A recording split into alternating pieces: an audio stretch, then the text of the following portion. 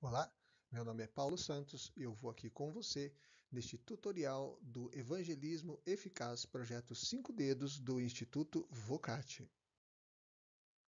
É bom lembrar que o tutorial não é o curso em si.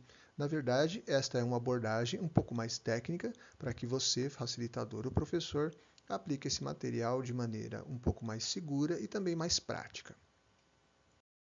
Muito bem, vamos falar agora um pouquinho sobre quebra de paradigmas. Para isso, eu queria pedir para que você pensasse um momento sobre uma imagem de uma estrela. Como que é uma estrela na sua mente? Que tipo de figura que vem?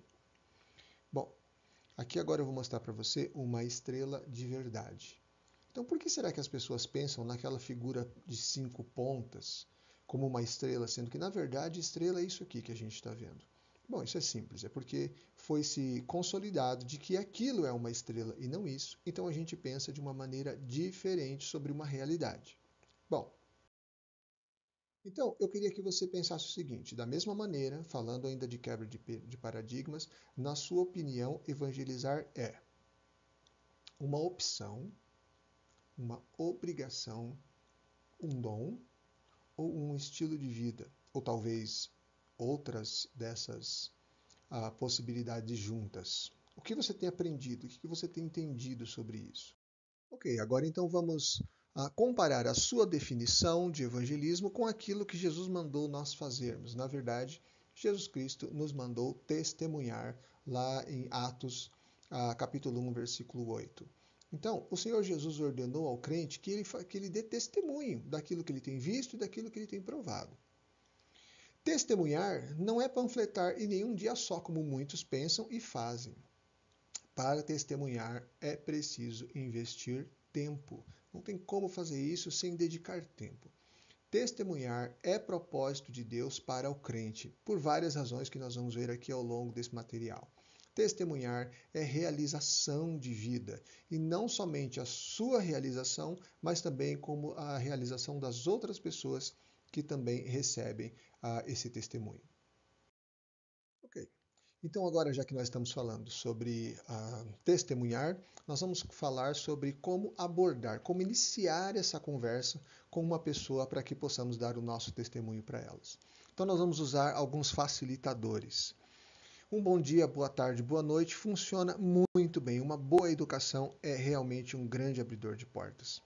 Nós podemos usar coisas como coisas que estão em volta na situação para poder entrar nessa conversa. Que belo jardim, que criança bonita, que carro legal. E já pedindo com toda educação, o senhor ou a senhora pode me dar 10 minutos? Meu nome é, e aqui você deve falar o seu nome, não o nome da sua igreja. É muito importante isso. E você sabe o que eu vim fazer aqui. Basicamente, esses são os facilitadores para iniciar uma conversa e poder dar um bom testemunho. Vamos falar sobre as máximas do evangelismo agora. Evangelismo é boa nova, boa notícia. Segundo essa imagem que a gente está dando, a gente quer já chegar com uma má notícia dizendo que todo mundo vai para o inferno. A tradução da palavra evangelho nada mais é do que boa notícia. Durante o tempo em que nós vamos estar dando esse testemunho, normalmente as pessoas vão nos fazer perder o foco. Vão ficar fazendo perguntas, vão ficar nos lembrando de fatos e contando histórias, e a gente vai findando esquecendo do que a gente está fazendo ali. Então, uma coisa muito importante quando a gente está dando o nosso testemunho é não perder o alvo. Uma outra coisa, saia preparado porque Deus quer salvar. Olha bem nessa imagem e diga: se você estivesse andando na rua, você pararia uma pessoa dessa para falar para ela do Evangelho? Pois bem, eu já fiz isso muitas vezes e eu creio que talvez você precise de algumas experiências, se acaso você já não tiver, de ver que pessoas que a gente às vezes nunca imaginaria são justamente as pessoas pelas quais Deus está naquele momento salvando. Apele sempre para um veredito depois que terminar as apresentações de tudo que a gente precisa de falar sobre o Evangelho. É super necessário que a gente no final faça uma pergunta. Você entendeu tudo o que foi dito? Há alguma razão para que você não queira receber de graça o presente de Deus? nesse instante, nesse momento, alguma razão para isso, e se não houver nenhuma razão, então a gente vai até orar com essa pessoa enquanto que ela recebe o presente que é a vida eterna que Deus dá em Jesus Cristo. Tudo isso vai ser falado com um pouco mais de calma durante todo o curso. Ok, terminado esse primeiro instante, onde a gente faz uma preparação, uma prévia para a apresentação do Evangelho ou nosso testemunho, então nós vamos entrar agora literalmente no material. Vamos lá. O curso Evangelismo Eficaz não foi planejado para grupos de estudo e células, se bem que pode ser feito e pode ser aplicado dessa maneira também, sem nenhum problema. Mas ele talvez tenha um pouco mais a ver com a abordagem de pessoas, fora de grupos, fora de estruturas já organizadas. Né? Essa é a ideia pela qual a gente está dizendo aqui, ó, testemunhe sua fé aos seus amigos, familiares e todos quantos puder, utilizando os 5 dedos da sua mão. Essa é a ideia. Ok, então aqui agora você tem uma ideia geral. Para cada um dedo da sua mão, a ideia é que seja um ponto de explicação do Evangelho de uma forma muito eficaz e você vai aprender como é que se faz isso a partir de agora. Então, agora a gente vai estar lá na página 11, a gente vai falar um pouquinho rapidamente sobre a pergunta diagnóstico, ou as perguntas diagnóstico. Aqui você tem a mais importante, que é: você tem certeza que se partisse hoje estaria no céu com Deus? Essa pergunta é feita quando a gente ganha o direito de entrar na conversa com a pessoa. Lembra que agora há pouquinho a gente disse: você pode me dar 10 minutos, eu posso fazer para você uma pergunta? Esta aqui é a pergunta. Normalmente as pessoas vão dizer que, olha, isso aí ninguém sabe, é o tipo de objeção natural, ninguém pode afirmar isso com certeza. Mas a gente vai ler para essa pessoa 1 João 5,13, dizendo que é possível ter certeza de que temos a vida eterna. Então, uma vez que você passa pela pergunta diagnóstico e ela te mostrou que é necessário e que é possível prosseguir com a apresentação do Evangelho, então nós vamos partir para esse primeiro ponto, que é o céu. O que nós vamos dizer a respeito do céu para essa pessoa? Lembra, o Evangelho é uma boa notícia. Então, a boa nova que Deus apresenta é que o céu, a boa notícia, né, é que o céu é um presente. Na verdade, a vida eterna é um presente que não pode ser comprado. Apesar de que muitas pessoas acreditam que possa haver merecimento, mas a verdade é que não há. A base bíblica para isso está lá em Romanos, capítulo 6, versículo 23, onde diz que o dom gratuito de Deus é a vida eterna em Cristo Jesus, nosso Senhor. O que é muito importante que você explique nesse versículo para a pessoa que você está testemunhando é que o dom gratuito, o presente de graça de Deus, é a vida eterna. Um lembrete aqui importante é que no folheto que você vai usar para apresentar esse material, está tudo junto aí na sua lição, esse panfleto ele é a primeira parte da apresentação do Evangelho e ela vem com esse texto aqui. Então é importante que você grave, faça anotações em cima disso aqui que eu estou explicando para você poder fazer uma boa apresentação do Evangelho naquela hora. Esse presente também ele não pode ser comprado, mas ele também não é merecido. Então, não adianta se esforçar para ganhá-lo. Não adianta querer ganhá-lo. Deus dá para quem Ele quiser. Então, olha só o que Efésios 2, os versículos 8 e 9 falam. Porque pela graça sois salvos mediante a fé, e isto não vem de vós, é dom de Deus, não de obras, para que ninguém se glorie. Então, pela graça, por favor, imerecido de Deus, é que vocês são salvos. E isto não vem de vocês. Não adianta se esforçar, porque vocês não podem ganhar esse presente por esforço próprio. Mas, na verdade, ele é um dom, ele é um presente que Deus dá. Não é por obras, para que ninguém se glorie. Na verdade, essa ideia de dom o dom é um presente. Por isso que o céu é um presente. Essa é a boa nova de Deus. Então agora nós vamos usar uma ilustração, o presente do Dia das Mães. O céu de Deus é um presente. Então vamos imaginar que você trabalhou o ano inteiro para poder dar um bom presente para a sua mãe. Quando chegou no dia das mães, você foi dar o presente e a sua mãe pegou a carteira, tirou o talão de cheques e falou: Ok, meu filho, quanto que eu te devo por esse presente? Essa seria uma situação constrangedora, uma situação até triste. O que essa pessoa que você está evangelizando precisa entender é que quando nós tentamos comprar o céu de Deus ou pagar pelo presente que Ele quer dar, nós estamos ofendendo, entristecendo a Deus. E é óbvio que essa pessoa não vai querer fazer isso. A segunda parte, o segundo momento da apresentação do Evangelho, nós vamos falar sobre o homem. O que há para se aprender a respeito do homem? O homem é pecador. Todo homem, na verdade, é pecador. Eu, você e as pessoas pelas quais nós estamos testemunhando e falando do Evangelho para elas. Olha só o que a Bíblia diz. Porque todos pecaram e carecem da glória de Deus. Está lá em Romanos 3, no versículo 23. O que ele precisa de entender? Todos. Isso inclui você, inclui eu, e inclui também as pessoas que nós vamos evangelizar. A gente vai agora se identificar com essas pessoas, mostrando para elas que nós também estivemos na mesma condição que ela estava, separados de Deus por causa do pecado. Essa pessoa precisa saber também que ninguém pode salvar a si mesmo.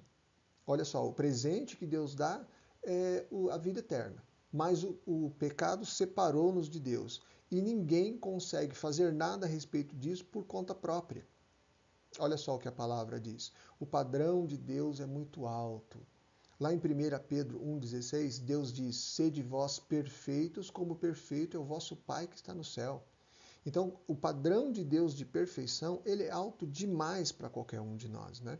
Na verdade, Deus diz: Sede vós perfeitos. Mas como se eu me identifico e eu sei que eu sou um pecador? É isso que a pessoa que está sendo evangelizada precisa de entender. A terceira coisa é a respeito de Deus. Esse então é o dedo número 3, é o terceiro passo da apresentação do Evangelho. Vamos ver o que a gente tem que saber sobre isso. Deus é amor. Então, a primeira coisa que ele precisa saber é que Deus o ama. Deus não quer que ninguém se perca. Essa não é a vontade de Deus. Na verdade, Deus nos ama apesar daquilo que nós somos. Por quê? Porque Deus é amor. O que essa pessoa precisa entender é que ela está separada de Deus, mas Deus quer dar o presente da vida eterna porque Ele nos ama. Isso está lá em 1 João 4, 8, na segunda parte do versículo. Mas essa pessoa precisa de aprender também que Deus é justo. Olha só o que a palavra diz. Ele também vai julgar o pecado. Lá em Gênesis 18, 25, está dito assim, ó, não fará justiça o juiz de toda a terra? Ou seja, quem vai fazer a justiça é Deus. E todo aquele que comparecer diante dele com seus pecados ainda não perdoados, não tem como permanecer ou receber a vida eterna, que é o presente que Deus deu para qualquer pessoa. Ok, então uma boa ilustração que você vai dar nesse momento para ilustrar essa ideia e para ajudar na compreensão vai ser os dois lados da moeda. O ideal é que você já tenha uma moeda no bolso. Você mostra a moeda dizendo que uma moeda normal tem dois lados. Você tem um lado da moeda onde mostra o valor e o outro lado a homenagem que aquela moeda faz. Então, da mesma forma, assim como a moeda tem dois lados, Deus tem os dois lados também.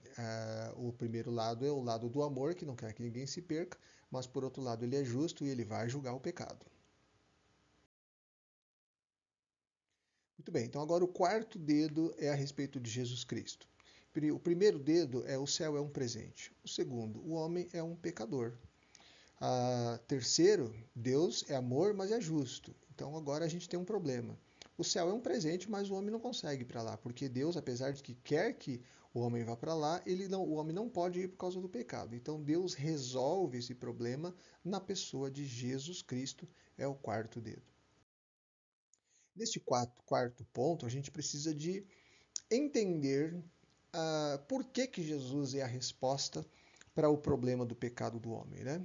Então, em primeiro lugar, Quem é Jesus Cristo? Então, 1 João 5,20 diz bem claramente: nós estamos naquele que é o verdadeiro, em seu Filho Jesus Cristo. Este é o verdadeiro Deus e a vida eterna. Ele é o verdadeiro Deus. Então, como que Jesus poderia ter feito o que ele fez, que é a expiação, a troca do pecado, se ele não fosse Deus? Somente Deus poderia ter feito isso. A outra coisa é o que exatamente Jesus fez. Ele pagou o preço pelos nossos pecados. Olha só o que Isaías 53:6 diz. Todos nós andávamos desgarrados como ovelhas, cada um se desviava pelo seu caminho, mas o Senhor fez cair sobre ele a iniquidade de todos nós. O Senhor fez cair sobre ele a iniquidade de todos nós. Foi o que Jesus fez quando ele pagava o preço pelo nosso pecado. Uma boa ilustração agora é o livro dos pecados. Então, isso aqui vai ser uma forma de entender a quantidade de pecados e comprovando que nós somos de fato pecadores. Digamos que cada um de nós fosse escrever um pecado só por dia no nosso livro de pecados, né? Essa ilustração. Você pode usar a sua Bíblia nesse instante, coloca a sua Bíblia sobre uma das mãos e vai explicando isso. Digamos que todos os dias nós pecássemos somente uma vez. Então, no final de um mês, teríamos, para arredondar a conta, considerando 30 dias, teríamos 30 pecados. No final de um ano, então, nós teríamos um pecado por dia, 365. Faz a conta pela quantidade de anos, a idade da pessoa, e aí a gente vai ter a quantidade de pecados bem grande. Se esses pecados estivessem todos escritos num livro, seria um livro bem grande. Então, esses pecados impediriam de a gente chegar até Deus. Então, se você tem uma das mãos com o livro em cima e a outra mão em cima, como se fosse Deus pairando, quando a mão que está com o livro em cima fosse você tentasse chegar até Deus, o livro estaria no meio das duas, impediria, ou seja, o pecado não deixaria que as duas mãos se tocassem e se unissem, né? Essa é a ilustração do livro dos pecados. Ok, então agora para terminar, a gente vai falar sobre o último dedo, que é a fé. Fé salvífica. Então a ideia é de confiar apenas em Cristo para ter a vida eterna. A ideia é de que tem vários tipos de fé: fé em coisas, fé na fé, fé sem razão, fé estranha. Mas a ideia é que a fé que Deus deseja é a fé que deposita toda a confiança apenas em Jesus Cristo. Qual é o texto? Atos 16, 30 e 31. Responderam-lhe: crê no Senhor Jesus Cristo e serás salvo. Crê no Senhor Jesus Cristo e serás salvo. Deposite toda a sua confiança nele. Receba-o como seu salvador pessoal. Aqui a gente já está direcionando para o final da apresentação do Evangelho, do nosso testemunho de quem é Jesus e o que ele fez por nós. Aqui a ideia é, como a gente falou lá no início, a gente falou sobre apelar para um veredito. Esse é o momento. Não há nada que esteja impedindo, e você entendeu bem tudo que está sendo feito aqui, então por que não recebê-lo como seu Senhor e Salvador pessoal? Uma boa ilustração aqui é a ideia do chaveiro. Então você pode tirar um chaveiro que tem aí no seu bolso, um chaveiro que você usa, e dizer o seguinte: bom, na porta da frente da minha casa tem uma chave só dessas aqui do meu chaveiro que entra, que me faz entrar lá, né, que funciona na fechadura. Então, da mesma maneira, não são todos os caminhos que levam ao céu, somente uma chave, e essa chave é a fé salvífica na pessoa de Jesus Cristo. Uma só chave, as outras não vão abrir a minha porta. Caminhando aqui agora para o veredito, a pergunta vem simples: entendeu tudo isso? Faz sentido para você tudo que nós conversamos até agora? Então, vem finalmente a pergunta final, apelando para o veredito. Você gostaria de receber o presente da vida eterna? Lembra que nesse momento é preciso explicar, porque as pessoas podem entender que você está convidando para ir para a igreja e fazer coisas que os crentes fazem. É lógico que a gente quer que as pessoas elas agreguem conosco em uma igreja local, mas não é essa a ideia aqui, é receber o presente da vida eterna, esse é o ponto. Independente da resposta que a pessoa vai dar, tanto o sim quanto o não, a gente tem que terminar orando. Lógico que a minha oração e a sua é para que todas as pessoas sempre terminem recebendo Jesus e tendo de graça o presente da vida eterna. Mas a verdade é que nem sempre acontece dessa maneira.